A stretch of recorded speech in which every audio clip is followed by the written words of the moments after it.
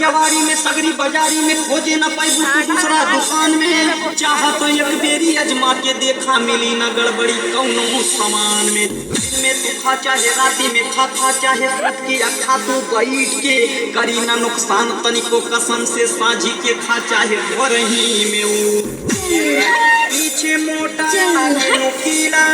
और भगला एकदम बात चमकीला माल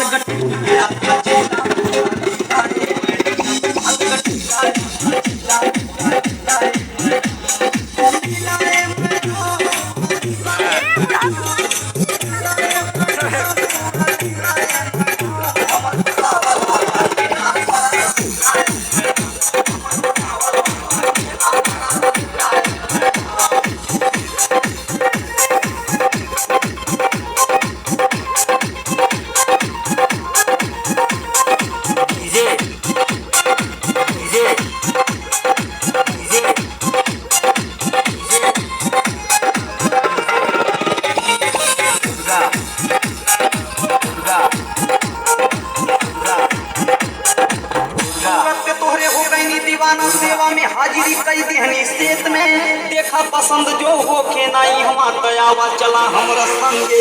खेत में लागी शरम लेके जाए में तो लिख दा पता तोहरे घर लेके आई जब ले रही जान देही में हमरे रोजी कसम रोज क्या सर्विस बढ़िया मिली हमार अब कराना ज्यादा सोच विचार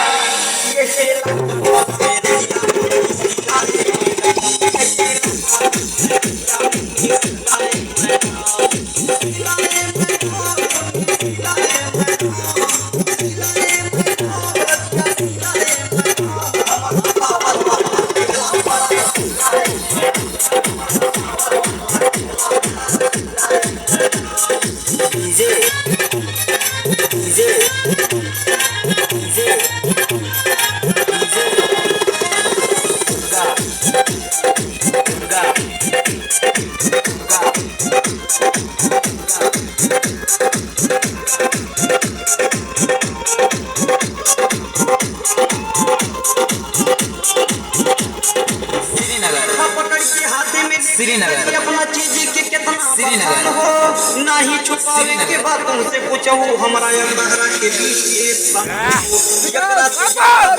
कसों से बालू नयन जान भैलू जवान हो जानीला हम एक बेरी जो खैबू तो कमलेश भैया के हो राम सूपी नंसा वाला और बेचत बा केला गुनवाला रहिया